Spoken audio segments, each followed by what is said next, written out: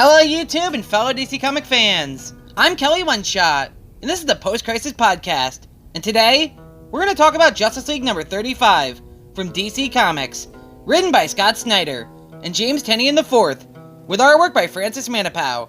Okay, so we actually start this issue off outside of Earth Zero, where we see several civilians gathered outside of the Hall of Justice, and they're holding up signs that say that Lex Luthor is right, that Doom has clearly won, and they should have took him up on his offer. They look up into the sky, and they see the Sigil of Doom, the symbol that shows that Perpetua has arisen to power, and she's going to take back her multiverse, and she's going to make several changes.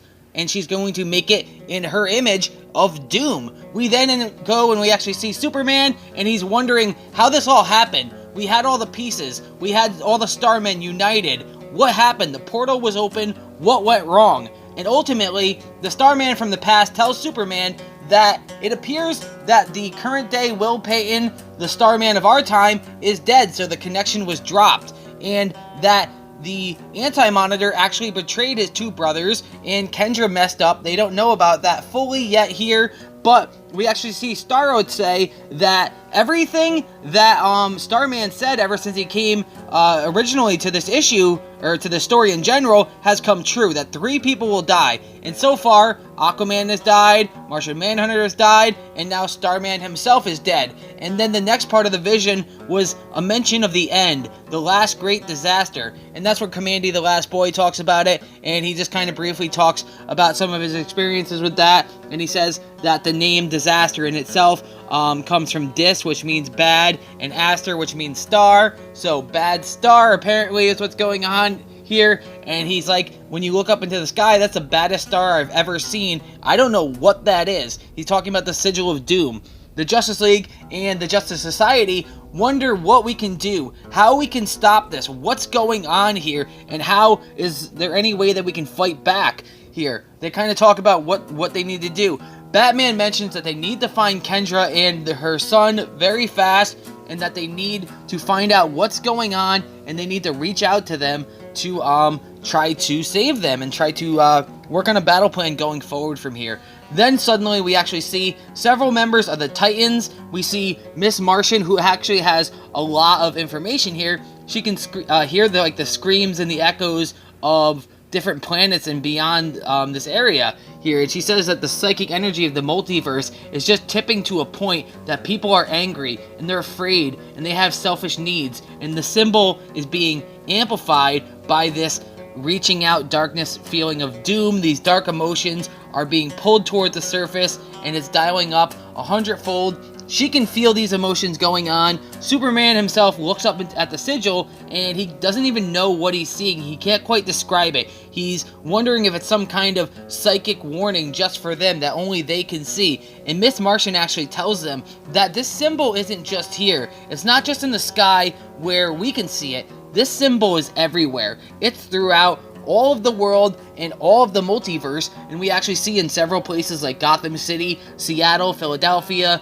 Louisiana, Tanzania, I can't pronounce that, I'm so sorry, St. Petersburg. We see various heroes looking up to the sky, and they see the Sigil of Doom. We go to the Ghost Sector, where we see the other Justice League Odyssey team, including Darkseid, and he says that he foresaw the ascension of Perpetua. We go to the Polaris System, where we see the other Hawk Girl there, Shahara Hall. She can see it there. We go to Oa, where we see the Guardians looking, and they say that they must summon the corpse immediately because they can't allow Oa to fall. We go to the Dark Multiverse even, and we see Barbados chained up, and he knows that it's Perpetua as he shouts that out. We then go to Earth 3, where we see, the Evil Justice League there, the Crime Syndicate. They're looking up to the sky, and they're like, oh wow, it looks like the multiverse is about to become our kind of place. We then go to the World Quarry, the center of the multiverse itself, where we see like Calvin Ellis and Captain Carrot, and we see a version of Martian Manhunter over there. It looks like another Batman and Aquaman. It looks like Aquaman from Earth 11, the Lady Aquaman. Either way, it's here that Calvin Alice says that they all need to return to their respective universes so they can prepare for the final battle because the crisis has already begun. We then actually go to Earth 19, which is Gotham by Gaslight there, where we see this Batman. He looks up into the sky. They don't quite understand it. They don't have the technology to deal with this type of thing. And then all of a sudden, they see Perpetua appear where the Sigil of Doom was in their world here on Earth 19, and she has a message for them. She says that this Earth, this entire universe, it's been stunted and held back, and it's a more primitive age, and that the fog of industries chokes its people who are hurtled in the gaslight, and still they cling to misguided notions of justice. And it's here that this Batman tries to reach out to different Justice, the Justice Incarnate, where he has a Omega class multiversal incursion underway, and he needs help because his planet just isn't advanced enough. But yet there's no answer here. And then Perpetua looks down and she says, "You could have joined me. I would have made cosmic predators of you, and you would have fought all of eternity together.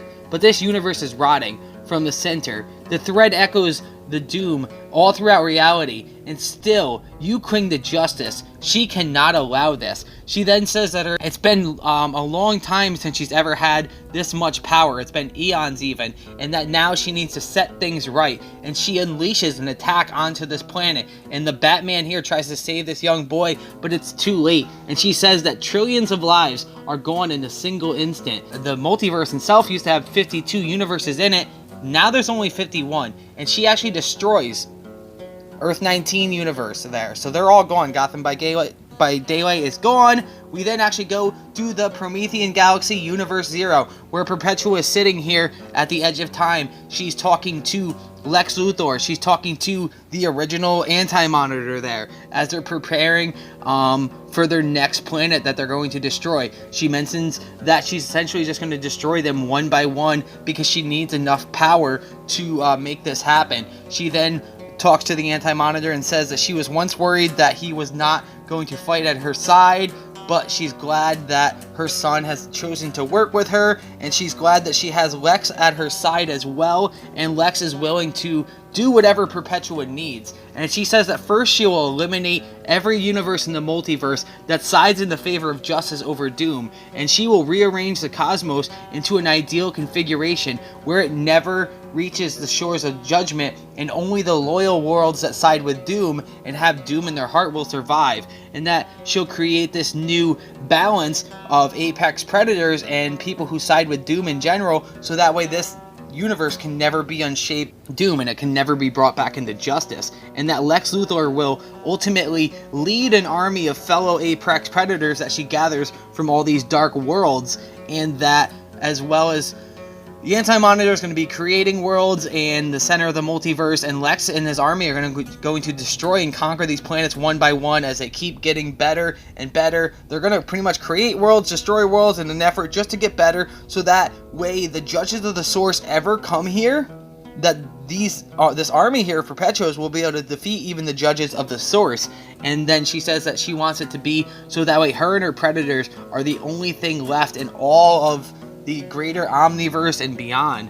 We then actually go to the ship where we see Kendra Saunders and her son, and they're talking about they need to get to the Justice League fast, and she's doing stupid things where she's like, "Oh, I wish John was here, because if John was here, he could have stopped me. He could have showed me that this wasn't the path, and that I would have stopped during the battle, and what I was doing was wrong." Even though everybody, like Starman a million times, is like, "Kendra, you need to stop. You need to help power the Ultra Monitor in this fight against Perpetua before she gets power." But no, yeah, try to kill Lex Luthor because he killed John, even though John's absorbed in Lex and he's going to come out at the end of the book series. Whatever, Kendra. Yeah, cool. Do that.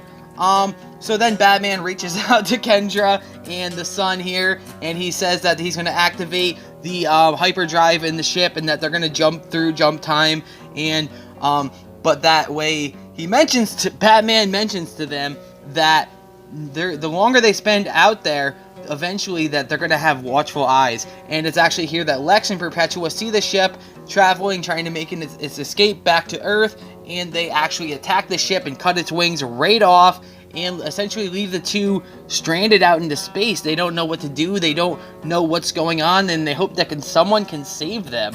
And then Perpetua says that she's going to give Lex this power that way Lex can go and take on all of the Justice League and kill them all. And Lex says this is what he's been waiting for. This is the part that he's been waiting for. The next issue says, next, Lex takes the throne, so he's going to apparently go to Earth and take on the Justice League.